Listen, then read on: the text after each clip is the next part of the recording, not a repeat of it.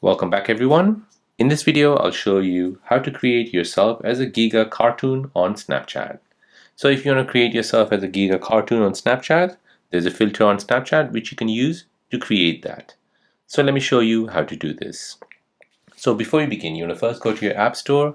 You want to search for Snapchat and make sure that's been updated to the latest version. Once that's updated, go ahead and open the app. In the app, you want to go ahead and find the following effect, which is called the Giga cartoon. This is how it looks like. For those of you who cannot find this effect, I've basically pasted the link in the description down below. So go ahead and open it on your phone and this will open up the Snapchat filter. Now you want to go ahead and take a picture of yourself. For now, I'll go ahead and take a picture from the phone library. This is before and this is the after.